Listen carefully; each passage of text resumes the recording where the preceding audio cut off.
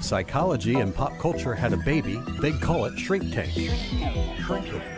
A new paper reveals more intelligent people are quicker to learn and unlearn. 90% chance that there's some weird animal out there. Yeah. Stern's been doing this forever and far more extreme. From Nashville and Charlotte, this is the Shrink Tank Podcast.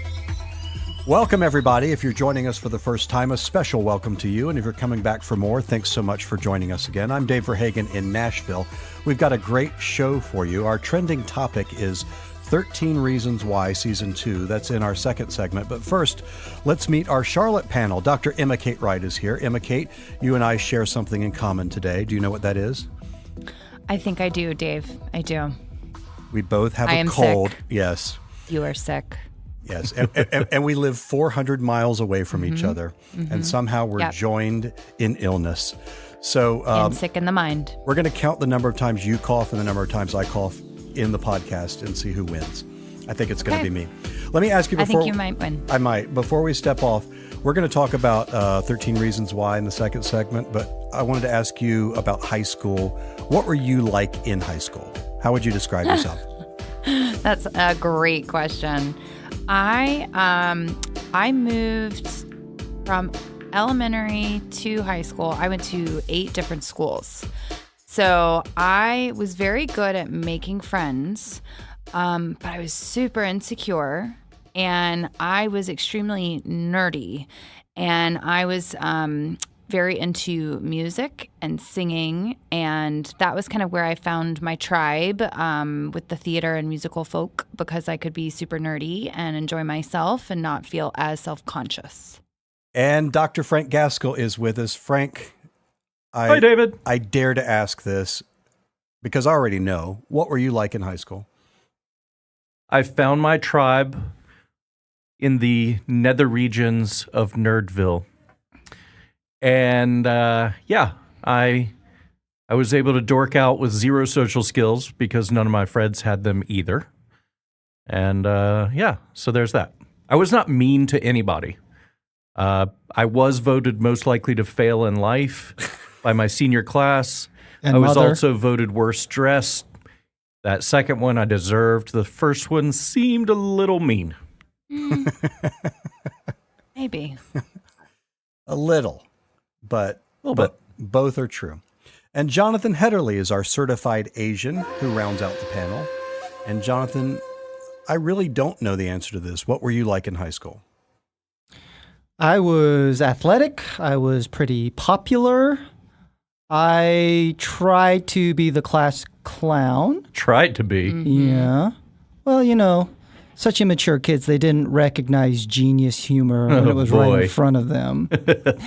But then I actually had quite the culture shock and change my junior year when I really shifted more towards my youth group, church, and a social group of that nature. And so, looks like that didn't take. And so, yeah, it was really penance for all those years before then. So... Well, each week, Jonathan trolls the internet and he finds a great story of psychology in the news for our first segment that we call Being Human. Losing a beloved pet is often an emotionally devastating experience. Yet, as a society, we do not recognize how painful pet loss can be. So, symptoms of acute grief after the loss of a pet can last from 1 to 2 months, with symptoms of grief persisting up to a full year. Recently, the New England Journal of Medicine reported that a woman whose dog died experienced broken heart syndrome, which is a condition where a person's response to grief and heartache is so severe they can exhibit symptoms that mimic a heart attack. Losing a pet can leave significant voids in our life. It can change our daily routines, cause ripple effects that go far beyond the loss of the actual animal. Now, all of us are huge lovers of pets. But Emma Kate, we're going to start with you. How do you feel like this article captured the devastating loss of a pet? I'm in 100% agreement, because when you have a pet, so I'll share, I have a Westie named Lily. She's 15 years old, and I have had her for literally half of my life because I am 30. And she has been through every single major life event that I've had. And I remember in college especially, it was really important for her to be around when I was battling cancer. And, just having that little friend, that little fur ball around made such a big difference in my life. And like that article talked about, you create so much of your life around your pets and around your animals. They are truly part of your family. And a lot of offices and, work, they do not really consider pets part of family. And so if someone was to take a day off or some time to grieve the loss of a pet, it would kind of be viewed differently at certain places. So I really like this article. I have not cried more than I did when my dog Chili died last summer.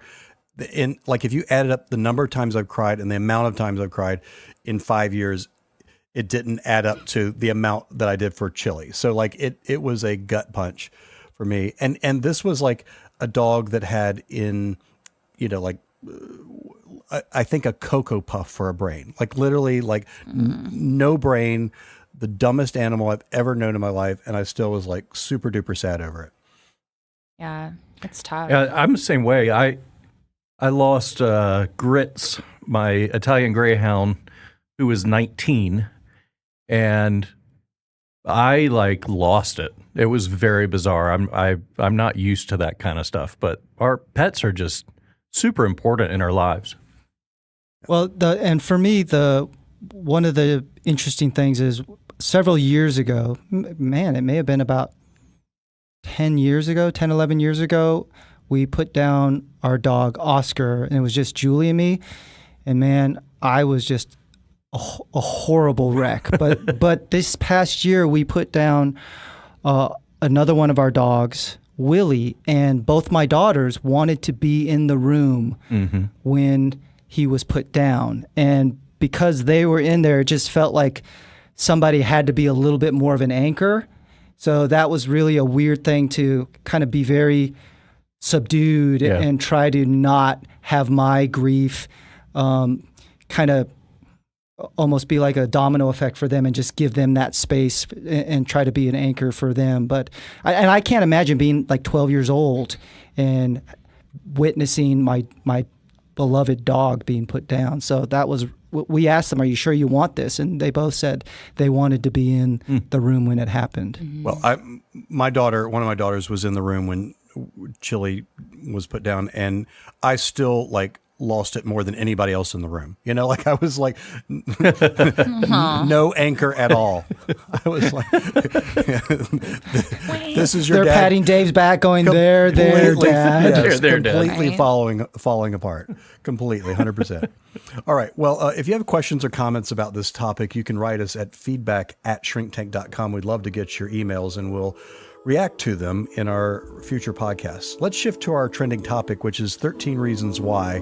Season 2 has dropped. It's been out for about 3 weeks now. It's given us a chance to look at it. And this controversial high school drama, if you don't know, has most of its original characters back. Clay is back. Hannah's back, sort of. We'll call her Hallucination Hannah. And the show hits on suicide, bullying, cutting, drug use, sexual assault, lots more. Let me go around the horn and ask, have you seen the show yet? Any of it or all of it? Emma Kate. I have seen some of the first season, and I watched the premiere of the second season and finale of the second season. All right. Frank, have you had a chance? I watched probably half of the first season and just had to quit. And I've watched 2.5 episodes of the new season and have quit. Did you watch them consecutively, the Yes. first 3? Okay. And I want to ask you, why'd you quit? Part of it is I get it. It's kind of cool. There's a detective element to it that's fine. But I have a hard time watching these teen stories. I think it's probably my age, but I also I don't think it's very good. I don't think it's well done. Oh, interesting. Jonathan, how about you? Have you seen the show? I've seen all of season 1, and I know everything about season 2, but I have not finished watching the episodes. originally Julie and I, when it dropped, it was almost like a rock, paper, scissors. Who's going to watch it with our daughter, who wanted to watch the first season, and Julie ended up watching it with her. So she got the fun job of watching it season 2 with her as well. And I've just kept up with the show in a lot of ways purely to be able to say that I've watched it and I can speak on it more than I was genuinely curious or wanting to watch the show itself for season 2. Did you like it? What the parts that you saw? Not as much as season 1. It feels like, I don't know. It just feels like season 1 is problematic in other ways, and it's starting to veer a little bit too soapy for me. And I think as much as they were well intentionally trying to accomplish, I feel like maybe they've lost a little of that balance. And I'm not really big on courtroom dramas. Yeah. So, well, that's the one part about it I liked, is the courtroom part. I like the perspective taking, but I just felt fatigue.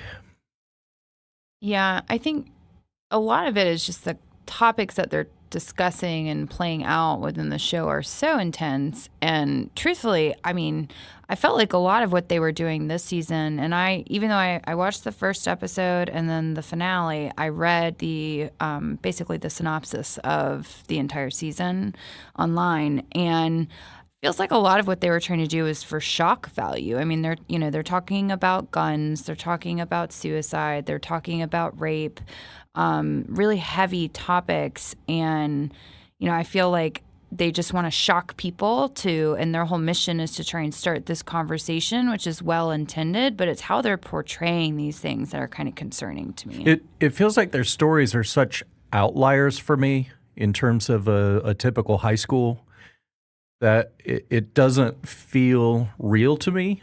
And it also, just like last season, I just get concerned about the impressionability of teens and the drama, and that they're being attracted to this drama. And I don't know. It's just, I appreciate what they're trying to do, but I can't get it. So Frank just hit on this. Do you think it is a good depiction of high school life now? I think there are parts of it, sure, that are pretty accurate. I mean, there's going to be experimenting, like, little spoiler, at the very beginning of the premiere, it starts off essentially like the kid has a fake ID. He's going to get a tattoo of a semicolon in honor of Hannah. And, and then it cuts to a scene where he's about to lose his virginity. And then he stops because his girlfriend has cuts on her thighs. And so, they're talking about things that are real issues and that can come up. There's marijuana use, all this stuff, but it's how they're kind of weaving it all together. Mm-hmm. It's like, let's take every single issue that could come up and let's just put it all in here. Yeah, that's how I felt. Like, let's make a list of teen issues and let's put it all in one high school. Everything. And bring an audience of high schoolers to watch every after-school special happens to about 13 characters in this one high school. Yes. The school of beautiful teenagers. Yes. Jonathan, what's your take on how accurately you think it depicts high school life? You work with high school kids all day long. What's your take on that? Well, I think it actually is pretty accurate for a demographic of high schoolers, but it's not all encompassing. I feel like a lot of these kids, I think one of the things the show has gotten right is I think they do a great job casting. Like, these kids feel like high schoolers in so many ways, whether it be the pettiness, the insecurity, the exploration and curiosity. And so that part, and just knowing, I don't pretend to know everything about today's high school, but every one of those kids was at my high school. I knew, and I didn't go to a super big high school, so I got to feel like every high school has these kids. The challenge, like we've said, is how much does one kind of clique of a high school have such wide-ranging topics and torture and turmoil. And then the hardest part for me is to lose credibility, because in one way they're wanting so desperately to be accurate and sincere, but then they create this lawsuit where they're making these high schoolers testify over a peer's suicide, and to me that just the very setup itself felt very convoluted. Right. And even then, again, brief spoiler, in the finale, it was like they just quickly threw in this little scene about reasons why not. It was a note that Hannah wrote about 11 reasons why not. And her mom says, oh, well, she was just too short, but we know she was short for so many other reasons, or something along those lines.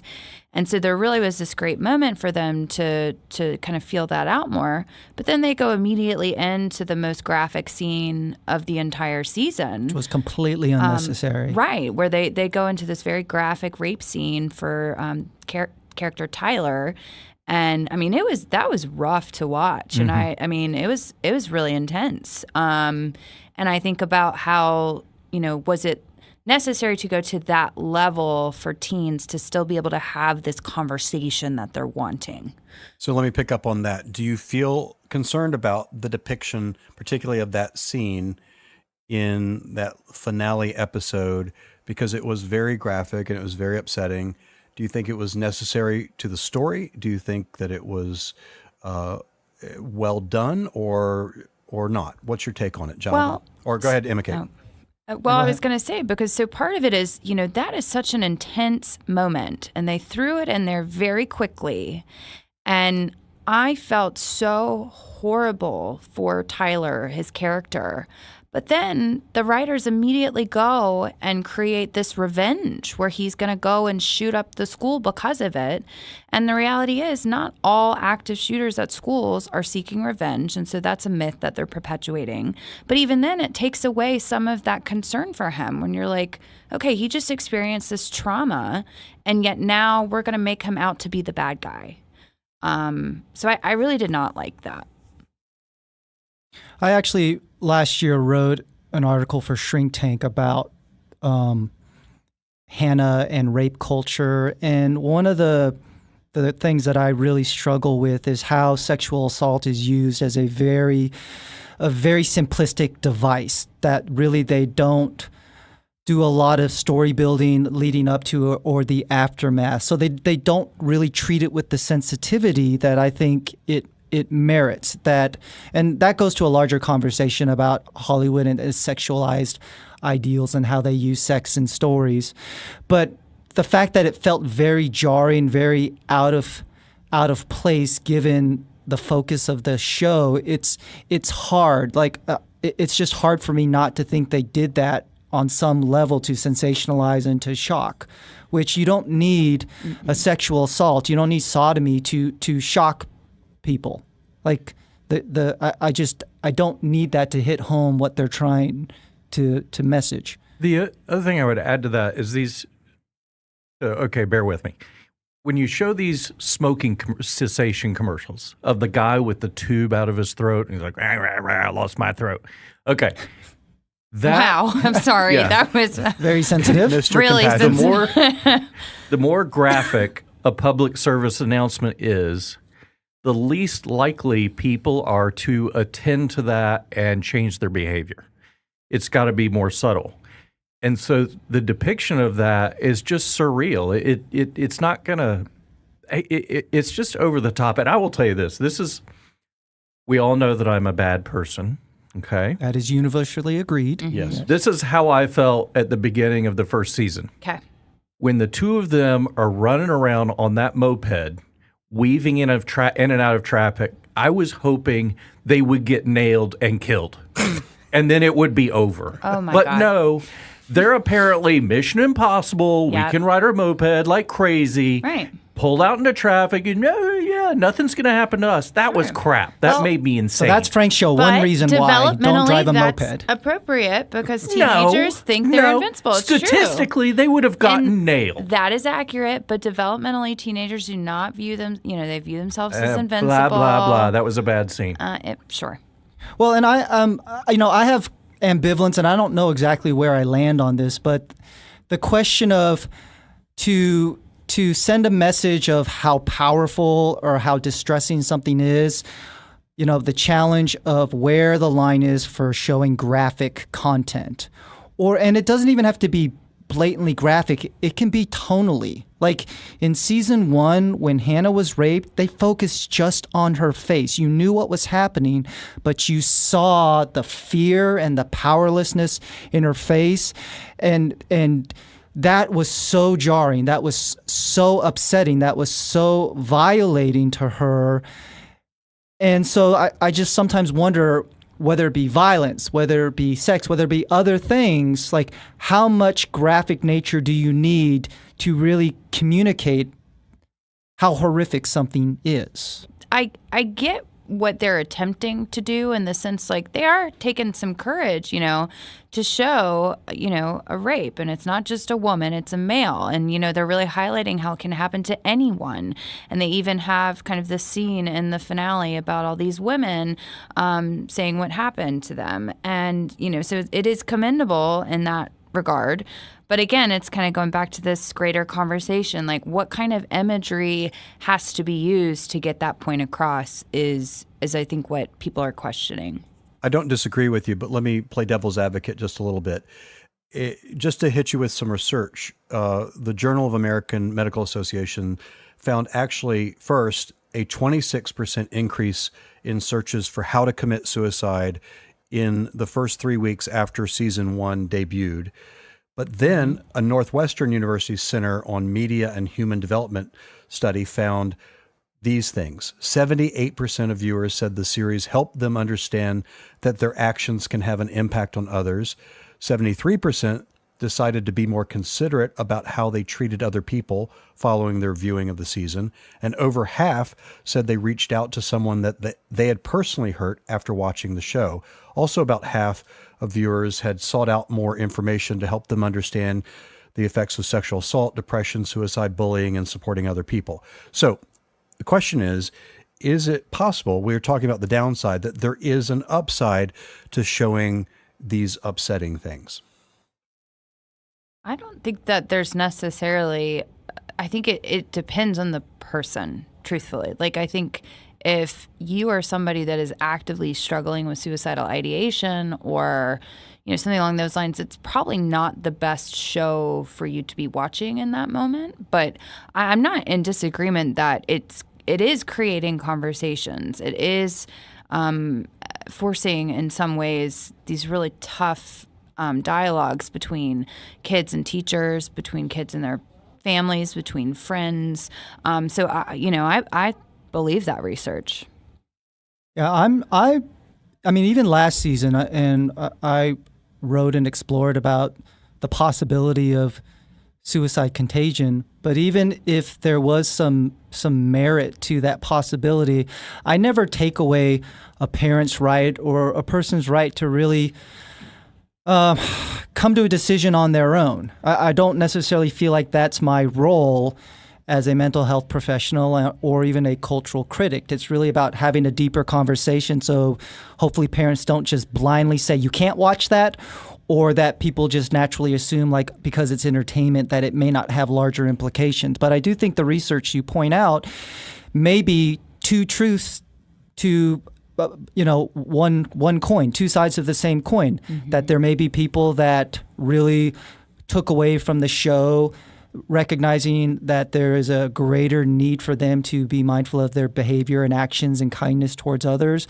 But it may also have stoked those that really have some significant mental health struggles and challenges to consider a little bit of whether or not they see taking their life as a viable as option. I don't know. Like I think both research is probably very valid. Yeah. So let me wrap up with that. You're talking about parents. What advice would you give to a parent whose kid is watching the show or who wants to watch the show? What would you say to them? Well, I've had that happen very often, and I can speak both for my personal life and then what I tend to tell other people. Like our youngest daughter is the one that has seen the show, and she's watched it with Julie. and based upon the reasons why and the fact that all of her friends had. First and foremost, we believe that she's at a place where she can handle that content. She also has the ability to say it's too much, and she has a strong line of communication with both Julie and I. So we felt very supportive of that. We just wanted to make sure that she watched it with one of us. For other parents, it's really about knowing their kids and where they're at, and it has to be a dialogue and a conversation more than a straight up yes or no, because a parent, if they don't want their kid to watch it or they're not supportive of that, they may win the battle and lose the war, which is you need to keep that line of communication and understanding open between parent and a child. Yeah, I'm in agreement with that. And I think, the big thing is really don't be afraid to talk to your kids about this, because they've probably heard about it. They're probably discussing it themselves anyway. But I do think it's really important. And I think the show did do a nice job with this in terms of at the very beginning, they kind of had one of those public announcements in terms of, getting people connected to resources. And so it's a matter of parents should do their best to try and educate themselves in terms of, okay, what are some things that I need to know about suicide prevention? What are some red flags? So that when your kids ask, you can feel prepared to talk about that. Frank, any last thoughts? No, I did appreciate the disclaimer that the actors put at the beginning of the film. And that line of communication and in ongoing conversations is critical to parenting. Well, if you have questions or comments about this discussion, we want you to write us at feedback@shrinktank.com. We'd love to get your feedback about it, your questions, your comments, and we'll react to those in a future podcast. Let's wrap this all up with our final segment that we call our Doctor's Orders. These are things that we're personally enjoying in pop culture. Emma Kate, what do you have? So I recently discovered another podcast from NPR called How I Built This with Guy Raz. So this podcast is all about stories of people, innovators, and how they created these incredible companies. I listened to one recently about, what was his name? Troy Carter, who discovered Lady Gaga and had Adam Factor. I think that was the name of his company for music. And then I also had listened to an episode with Kate and Andy Spade. And so this is Kate Spade, who recently committed suicide. And she talked a lot about kind of just how her business came about. And I think the company itself is about to have a 25-year anniversary soon. And so it's just really interesting hearing the stories of these really successful people. Jonathan, what's your recommendation? Well, this is actually an old film. But I remember in 1998, I watched a film in the theater, and it was about a society that was obsessed with one man's life. It was called The Truman Show, starring Jim Carrey and directed by Peter Weir. And I remember seeing that movie 20 years ago, the whole idea of reality TV or people being fixated by the everyday happenings of Truman. I remember thinking, like, Lord have mercy if we ever get to that point as a society. Well, 20 years later, it's really hard to find original content on television nowadays. And if you think about all the YouTubers and people that basically have become celebrities simply by being them. But I really want to champion how The Truman Show, in a very creative way, long before this became the norm, it looked at our fixation of both connection and watching other people's lives as entertainment. So check it out. It's celebrating its 20th anniversary. I would watch your life, but I don't find it to be very entertaining. Well, there'd be a lot of warnings before the show. Sure. Not safe for work. Definitely not safe for work. I'm going to geek out, and I've made this recommendation in years past, but I'm going to make it again. The season 15, I believe, of So You Think You Can Dance has debuted, and it looks like a great season. I was sure. Wow. Okay. I never thought I would like this show. My wife roped me into the finale one year, and then since then we watch it every year. I love it. I think it's a great show. So watch So You Think You Can Dance, and then you'll thank me for it, and then you'll mock Jonathan for mocking me. All right, that's going to do it for this edition of the Shrink Tank Podcast. You can check out shrinktank.com for great articles and videos, and you can also find links to our Doctor's Orders products. You can follow us on Twitter at @shrink_tank and like us on Facebook as well. For questions or comments, drop us a note. Our email is feedback@shrinktank.com. Our producer and theme music composer is Sean Beck, and our associate producer and social media guru is Mariel Butler. For Emma Kate Wright, Jonathan Hederle, and Frank Gaskell in Charlotte, I'm Dave Verhagen in Nashville. Tell all your friends about us and make it a great week.